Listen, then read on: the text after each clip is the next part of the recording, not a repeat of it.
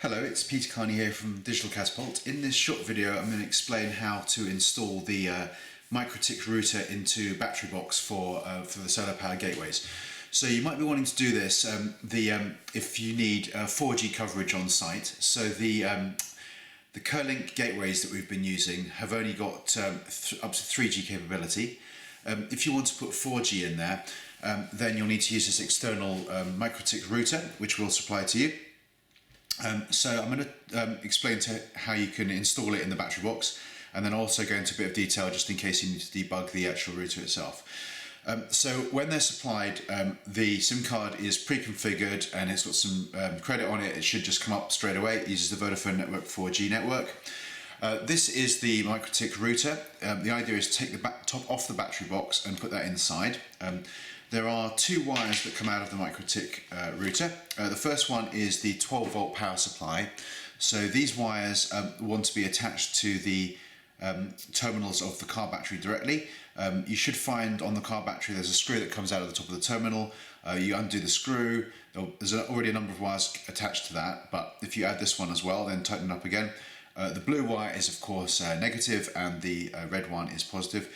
That will basically power up the router, which should come online straight away.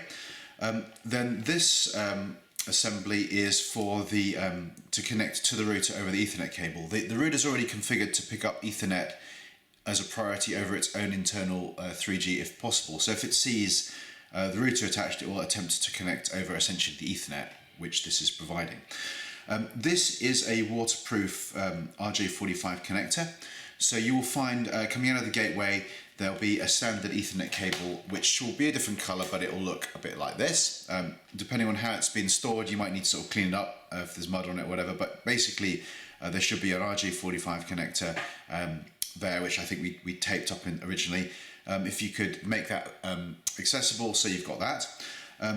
This then essentially goes through this waterproof gland, so you need to take the top off the waterproof gland, and then push this blue rubber seal out. Then you pass the Ethernet cable through the first black locking nut.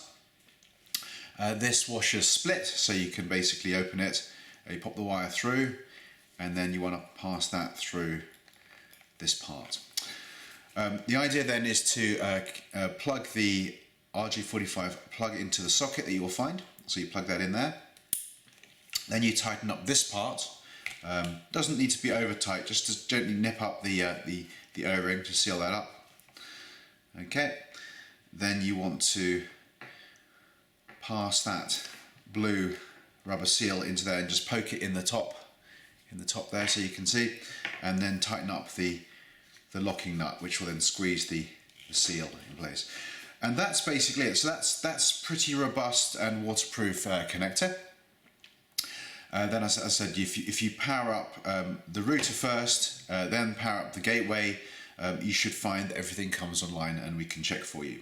Now I thought I'd also just explain a little bit what's going on inside this MikroTik router. So to open that up, you'll need a screwdriver, regular sort of crossblade screwdriver, and to take the SIM card out, if you want to do that, you will need a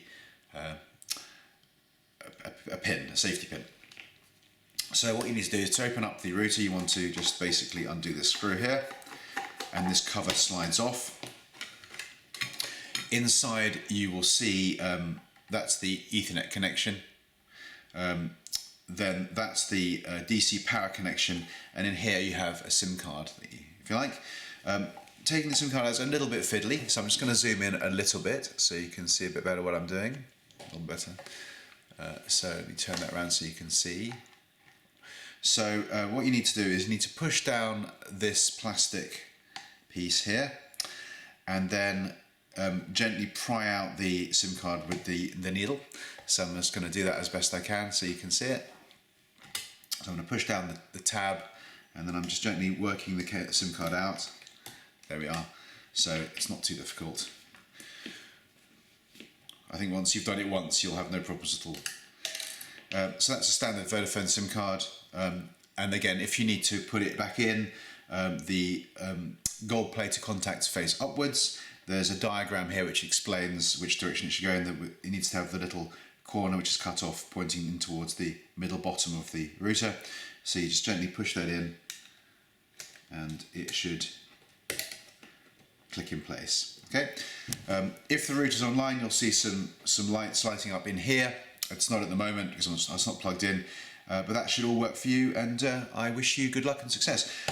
Just to put the cover back on again, you make sure the wires are neatly positioned to come out of there. I'm just going to zoom back out again so you can see what I'm doing. And then you slide the cover back on very gently, and then tighten up the screw. And this, as I said, this wants to go inside the battery box, just on top, or tucked down the side, and that should keep you going with 4G. Good luck, and if there's any problems, just let us know. Thank you.